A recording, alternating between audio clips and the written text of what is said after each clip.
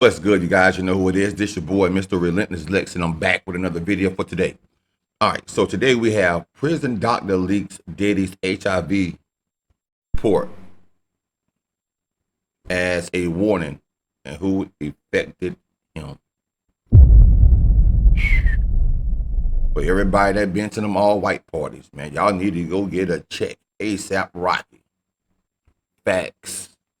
Sources say that Diddy's being denied his special HIV medication, man, and he seems to be deteriorating even more, man. Hey, that's the one. Bad enough you got Diddy around here passing out herpes, but Wow. you have inmates who are in prison who knows that they're HIV positive or they have full-blown AIDS, and they have made a pact. When they get out, they're going to infect as many people as possible. See, this is why a lot of y'all that have been going to them Diddy parties, man, like PD cakes and all them, man, y'all need to go get yourself checked. Or better yet, I bet y'all using that medication that keeps you undetectable or keeps you from passing. He actually caught HIV, like having like a lot of women. Oh yeah. We want to thank you. Come here. Don't sit on the bed at night. No homo. No, just don't get close to the bed. Don't get close. But it's just like, yo, we want to thank you for hosting the thing, man. It's been a pleasure. You didn't have to do it, and you did it. No. I definitely didn't have to do it. I definitely didn't have to. First and foremost, I'm not getting in the bed. Shout out to him and what he did. I'm just gonna, if we can, let's just put. Say what now? Not Diddy losing his mind behind bars after rumors started flying that somebody connected to the prison medical side leaked his private health info all over the internet. Word on the street is he has been going crazy with the freak-offs in prison as well, and all the men he allegedly got nasty with have all tested HIV positive. Diddy is in there being a butt monster as well as outside of prison. He was a butt monster when he was out of prison. Now he went to prison. I thought he was doing pretty good. Now he's the butt monster in prison. A dirty one at that. That's crazy. These men are also reportedly doing things with other inmates, so this entire mess has turned into one big HIV-infested sausage party. So if y'all thought prison was going to shut down the freak-off lifestyle, baby, think again, because it didn't stop anything. He just found a new crowd to keep the party going with. Now, these STD rumors didn't just come out of nowhere. People first started bringing it up during Diddy's trial when they noticed he was looking way skinnier than usual. At first, everybody assumed it was just stress from the case, because, let's be real, that man had a lot going on. And just recently, it was reported that Diddy got sent to the hole after getting into an altercation with a fellow inmate who made comments about sleeping with one of Diddy's side pieces. Well, it's now being alleged that this was actually the cover-up story. Apparently, the real reason Diddy got into that altercation is because the inmate he got into the fight with made some comments about his alleged HIV diagnosis, and Diddy wasn't having it. It's also said that the reason Diddy looks visibly bad since going to prison is because some of the wardens have been denying him access to his HIV medication. You know, Diddy got into a fight. He got into an altercation, people, because they said Diddy ain't no punk now. Now, Diddy may like him some BBC.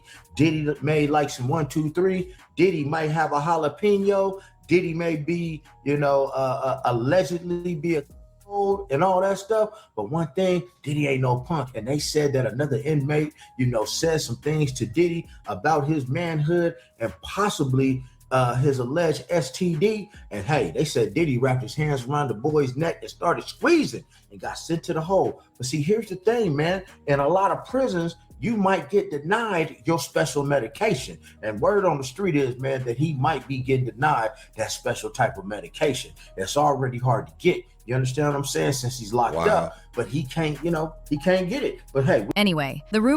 Now, I did hear that before. Now, Diddy, ex-bodyguard, Gene Deal did say that, bro. He said, regardless of what everybody may think of Diddy, he said Diddy can throw them hands. He got hands on him. He could fight. Don't matter what you say about Diddy. He said Diddy can throw them hands, bro. Gene Deal said that, his bodyguard. Rumors got even louder when Jaguar Wright jumped into the conversation. Jaguar went off on him, saying Diddy spent years blowing money on freak-off parties, private setups, substances, and all that nasty industry mess, when he could have been using those same resources to actually help the Black community. She basically said while there are real issues affecting Black people, poverty, schools, housing, violence, healthcare, all of it, Diddy was out here funding freak-off marathons instead of putting his money towards something useful. Allegedly. I'm just curious, what he done? Damn.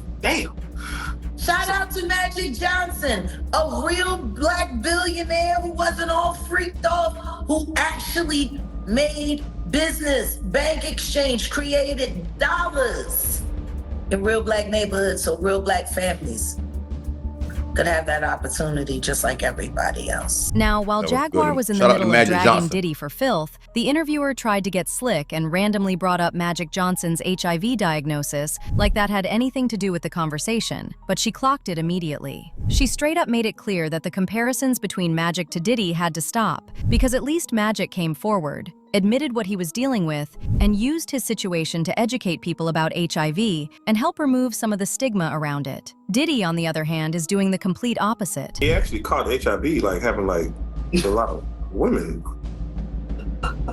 Oh yeah, let's just go down the rabbit hole of all of his sins. I'm just saying. You want to know what's wild about that though? He faced that head up. He did. And he didn't stop. And he didn't stop doing what he's done. He an advocate. Now he did that. And period. Listen to me. He faced that head up. How many dudes is running around undetectable? Gee. But here's the tea, though. People didn't even need Jaguar to start name dropping, because people already had a few names sitting in the group chat. And the first person folks brought up was Usher. For years, there have been rumors that Usher allegedly caught something, and some people have tried to trace that rumor all the way back to his time around Diddy. Now, let's be clear. We are not confirming anybody's private medical business. But baby, the streets have been taking, and these receipts seem to add up for a lot of people. And if y'all remember, Usher was still very young when he was sent to stay with Diddy. Usher himself has admitted that while he was around Diddy, he saw way too much grown folk stuff that no teenager should have been anywhere near. Curious, I got a chance to see some things. Yeah, but you were 13. What were you seeing? I went there to see the lifestyle. Right. And I saw it. And it was, but I don't know if I could indulge and understand what I was even looking at. 14 years old. You're a dad now. Would you ever send your kid to Puffy camp? Hell no. My brother right here from day one, we used to wake up and, damn, pause, but like, check this out. Back in the days when he was like 10 and I was a little bit older, his older brother, we used to fight over the frosted. Now, when it comes to those claims about Diddy allegedly giving Usher an STD, that whole story started picking up steam after an email from someone allegedly involved in publishing Kim Porter's book leaked online. And in that email, the person was supposedly breaking down some of the explosive things Kim talked about in the book. According to the email, Kim claimed Diddy pressured Usher into an intimate situation, and that Usher later ended up catching an STD from him. Some of the things in the book cover Diddy's gay relationships, footage of those encounters, the men he slept with, STDs, Diddy giving Usher an STD, and the explosive encounter between Diddy and Usher's mom. You know, Puff sent this little kid to the hospital. How he sent her to the hospital?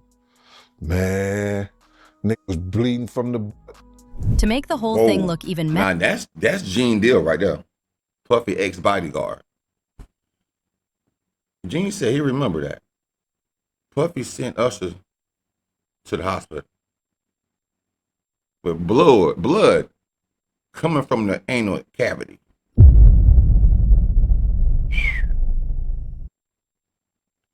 Poor little Usher. And see, man, that's why nowadays, if that's true, and Usher had, and it was a lady one time before, right, that said Usher gave her a STD. And she came forward and said it on national news, bro. So the thing about it is, if he do have anything, when he go to these concerts now, I don't think he should be in people's face and giving them cherries, bro. He should be giving out some penicillin or something. I'm just saying. Last year, Usher was also taken to court back in 2017 by a woman who accused him of giving her herpes. According to her claims, Usher exposed her while they were involved and never told her that he had supposedly been diagnosed years earlier, back in 2009. She said she only started putting the pieces together after she began having symptoms and then saw reports online about Usher's alleged diagnosis. But baby, this is where the rumors get even more insane. So apparently, The alleged STD situation Diddy is supposedly dealing with may have caused some issues with his manhood not working the way it used to, and people are saying that's why he became so dependent on that infamous pink Coke before these freak-off sessions. Now mind you, on the day Diddy got arrested, word is he was getting ready for another freak-off, and that same pink Coke was reportedly among the things found in his hotel room, along with baby oil and lubricant. And according to Jaguar, that pink Coke is known on the street as Tusi, basically this wild drug cocktail that people use to keep the party going for hours. She claimed it's supposed to make people feel loose, stay up all night, and still be able to perform even when their body is not naturally on that timing. So now people are looking at it like, hold on, was Diddy allegedly using this stuff because he couldn't keep up on his own anymore? Because if people were being pumped full of substances just to keep these sessions going, then the question becomes, how many of them were even fully aware of what they were doing? And how much of this was really consent if everybody was high, out of it, and being pushed past their limits? Tusi is the coach, but they take the ketamine and cook it up. See, back in the day, if you went to a gay party or a gay rave, there was certain you will always find on hand. Viagra, ecstasy, Special K, and now see, the keep you up all night, but unfortunately, it gives you limp noodle. So that's why you had the Viagra to make sure that the involuntarily stays hard. Freak off cocktail. Yeah, the Tusi. They done skipped. They done skipped all the steps. They condensed it. But with the Tusi, you got all of that. The gay cocktail, off cocktail, in the one thing. And the reason why it's pink is because they put the food coloring in it. All of this got even messier when Diddy's former top personal assistant, Phil, backed up parts of the pink Coke story. According to Phil, Diddy wanted pink Coke and sedatives available at all times because these freak-offs could happen with little to no warning. Phil claimed he was often the one sent out to get the substances for Diddy. That alone had people side-eyeing how deep his employees were pulled into this lifestyle. Phil said there were times he feared for his own safety because if he couldn't find what Diddy wanted, Diddy would. I had a laundry list of items that needed to be with us at all times. You know, we'd have the on us, we would have the mushrooms on us. We had a kind of a Diddy pack is what they would call it, and we would keep a satchel on us, and that's what we would have in that satchel. Referred to me as Wild King Nights. And what a Wild King Night was when him and a guest would go to a hotel room or be at his home, his bedroom, and they would have intimate gatherings. I would have to go and prep that hotel room, which consisted of baby oil, Astroglide, candles, incense, liquor, lights, tons of toiletries. Businessman who rise to the top because he was such a powerful and smart, educated man. I had no idea that he had this other side to him. And when I started to get exposed to his lifestyle, I started to really realize, like, this guy has an addiction. It's not just once every few weeks, it's every day, every hour. Hey, yo, Phil, can y'all come straighten it up over here? Not looking luxurious. Initially, when you walk in, you have to start to clean up the mess and the wreckage that's left from the room. From the last freak off. The alcohol that's halfway open. Some bottles are cracked, glasses are cracked. There's baby oil everywhere on the floors in the bathroom. There's lube everywhere, half open, some of it oozing off the sides. And you have to get all that stuff, clean it up. Luckily, I would wear even a mask and I would wear gloves because it was disgusting. And let's not forget, Cassie also shared in court that she developed so many infections from those freak-offs that eventually her medications stopped working the way they used to. And if Cassie was dealing with infections from those situations, then it makes sense why people started wondering about Diddy too. Because if these freak-offs were as reckless and unprotected as she described, then nobody involved was really safe from catching something. And mind you, Diddy allegedly kept having these freak-offs even after Cassie left him. And as if all this wasn't bad enough, there is also that entire situation involving a lawsuit filed against another man, identifying as a John Doe, who accused him of allegedly giving him HIV. The man claimed he was working as a music industry intern back in late 2014, when he ended up at an after-party in Valverde that was hosted by Diddy. According to him, everything seemed normal at first, But after only having 2 or 3 drinks, he said he started feeling strange, like something was off with his body. Then, before he could even process what was happening, he blacked out. He said the next thing he remembered was waking up to someone violating him, someone he believes may have been Diddy. Now, when it comes to who exactly supposedly infected Diddy, there have been some rumors. But the most Davis. persistent name that keeps getting brought up is his Clyde Astroglide Davis. His boyfriend, boy toy. mentor.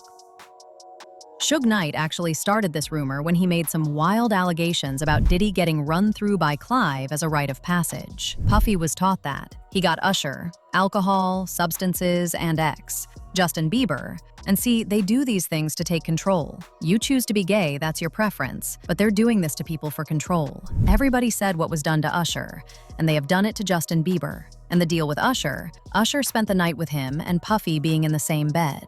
Suge also alleged that when he first met Usher, Diddy's associates warned him to avoid getting too close to Usher, claiming that Diddy allegedly had a thing for Usher. He added, Wow. Those guys pull their pants down and bent over. They stick the egg up their hole. Their eggs break. They say they're not ready yet. They ain't put enough work in. This is Hollywood. What? Without attending those parties, it's hard to comprehend what happened. You know, hurt people hurt people. Someone was SA'd. They wind up being a perpetrator. I think it was done to him. As usual, people had their thoughts. Like this person who said, he spread it to other people. He doesn't deserve the medicine until they get theirs. Another person said, he is disgusting. I wonder how many other celebrities have HIV and don't know it, just still spreading it around. But now, I want to know your thoughts. What do you think about Diddy allegedly giving out HIV in prison? And do you really think he was infected by his industry godfather? Let me know your... Bro, shout out to the Urban Air for this information. This is wild. And think about it.